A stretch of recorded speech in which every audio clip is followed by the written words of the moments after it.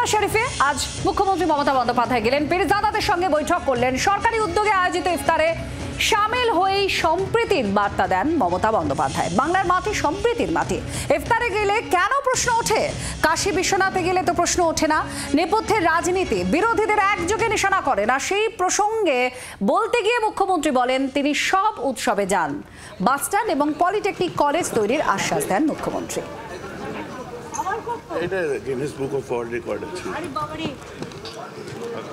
এটা কি ভোটের সমীকরণ? আমি তাদের বলি, আমি যখন কাশী বিশ্বনাথে যাই এই কোয়েশ্চেনটা করেন না।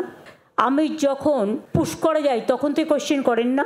আমি যখন খ্রিশ্চান নাইট সাপারে যাই তখন তো কোয়েশ্চেন করেন না। আমি যখন দুর্গা পুজো করি তখন তো কোয়েশ্চেন করেন না। আমি যখন কালী পুজো করি তখন তো কোয়েশ্চেন করেন না। আর জেনে রাখুন, আমি খ্রিশ্চানদের ফেস্টিভ্যালেও যাই, আমি ঈদ মোবারকেও যাই, আমি ইফতার নিজে করি, আমি পাঞ্জাবিদের গুরুদ্বারেও যাই, গুজরাটিদের ডান্ডি নাচেও যাই, দোল পূর্ণিমাতেও যাই, মহাবীর জৈনের কাছেও যাই। আমি মনে করি বাংলার মাটি সম্প্রীতির মাটি, সাম্প্রদায়িক সম্প্রীতির মাটি। আমি এই রমজান মাসে যেমন দোল হোলির মোবারক জানিয়েছি, আমি তেমনি রমজান মাসে সকলের রোজা আল্লাহ তাআলা কবুল করুক, আমি সকলের হয়ে দোয়া প্রার্থনা করব।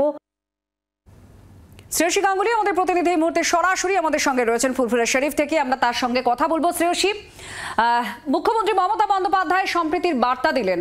শুরু থেকেই তার ফুরফুরা শরীফের সফর নিয়ে তাৎপর্যপূর্ণ একটি বিষয় উঠে আসছিল, আর আজ সরাসরি তিনি বললেন সব উৎসবে, সবার উৎসবেই তিনি যোগদান করেন। কই তখন তো প্রশ্ন ওঠে না?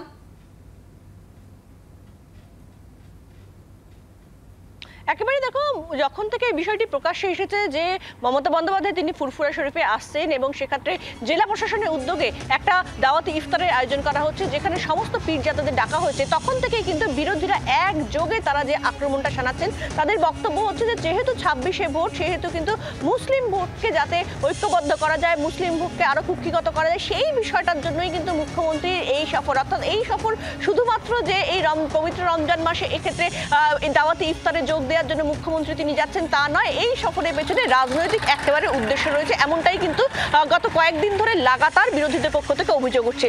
সেই জায়গা থেকে দাঁড়িয়ে কিন্তু আজকে মুখ্যমন্ত্রী দাওয়াতি ইফতারের মঞ্চ থেকে যখন তিনি বক্তব্য রাখছিলেন, সেই জায়গা থেকে তিনি স্পষ্টত বলেন যে এক্ষেত্রে যখন তিনি অন্যান্য ধর্মের মানুষদের বিভিন্ন যে অনুষ্ঠান হয় সেখানে বা অন্যান্য ধর্মের যে উপাসনালয় যেগুলো রয়েছে সেই সমস্ত জায়গায় যখন তিনি যান, তখন কেন সেইগুলো নিয়ে প্রশ্ন ওঠে না।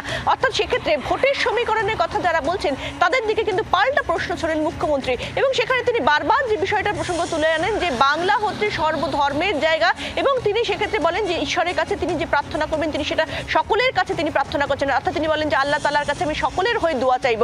ফলে কার্যত গত কয়েকদিন ধরে লাগাতার বিরোধীদের যে অভিযোগ, সেই অভিযোগের জায়গায় আজকে পাল্টা প্রশ্ন ছুড়লেন মুখ্যমন্ত্রী তিনি নিজে, যেখানে তার প্রশ্ন হচ্ছে ভোটের সমীকরণের জন্য যদি তার এখানে আসা হয়, অর্থাৎ এই ফুরফুরা শরীফে আসা হয়, আজকের এই আয়োজনে যোগ দেওয়া হয়, তাহলে অন্য জায়গায় যখন তিনি যান, অন্য ধর্মের যখন তিনি অনুষ্ঠানে যান বা অন্য ধর্মের উপাসনালয়ে যখন তিনি যান, তখন কেন এই প্রশ্ন বিরোধীরা তোলেন না?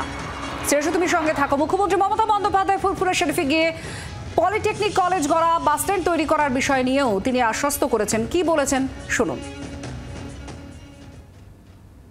ফুরফুরা শরীফের আজকে একটা স্মরণীয় দিন, আমি আজকের দিনে সাক্ষী রেখে এই সবগুলোকে আজকে উদ্বোধন করে দিলাম। বাদবাকি হসপিটালটা পুরো হয়ে গেলে তখন আমি বলবো। আর এখানে আমি একটা পলিটেকনিক কলেজ করার কথা আমায় বলেছিল, যাতে ছেলেমেয়েরা স্কিল ট্রেনিং নিতে পারে, সেটা আমি প্রসেস করব, সেটা দাদার নামে করে দেবো। শুভেন্দু অধিকারী কি বলেছেন মুখ্যমন্ত্রী মমতা বন্দ্যোপাধ্যায়ের ফুরফুরা শরীফের এই সফর নিয়ে শুনুন। ব্যাংকে কনসলিডেট করতে একবার বিধানসভা ভোটের আগে যান, 16 সালেও গেছিলেন। 5 বছর ফুরফুরার কথা ভুলে গেছিলেন, মুসলিমদের কথা ভুলে গেছিলেন। এখন ভোট এসেছে, তাই ফুরফুরায় যেতে হবে। 26শে ভোট আসছে, চাপে আছেন। বাংলার হিন্দু ভোটার যারা তৃণমূলকে ভোট দেন, তারা একটু আজকে টিভির দিকে নজর রাখবেন। আমি যে বলি তোষণের রাজনীতি, সেটা প্রমাণ হয়ে যাবে। শুভেন্দু অধিকারীর যে বক্তব্য আপনারা শুনলেন, তার পাল্টা শাসক দলের তরফ থেকে কি বলা হচ্ছে, কুণাল ঘোষ তিনি কি প্রতিক্রিয়া দিয়েছেন শুনুন। কার কোন বাধ্যতায় কি করছে তো শুভেন্দু অধিকারী সব থেকে ভালো জানে, যে তাকে ওখানে গিয়ে এখন উগ্র হিন্দু সাজতে হচ্ছে। তো সুতরাং মমতা বন্দ্যোপাধ্যায়ের কাছে ফুরফুরায় যাওয়া নতুন নয়, আগেও বহুবার গেছেন, আই রিপিট আগেও গেছেন, নতুন নয়। মমতা বন্দ্যোপাধ্যায় বিভিন্ন মসজিদে যান, মন্দিরে যান, গির্জাতে যান, গুরুদ্বারায় যান, কারণ মমতা বন্দ্যোপাধ্যায় সব ধর্মকে সম্মান করেন। বাংলার আওয়াজ, বাঙালির আবেগ, জি 24 ঘন্টা।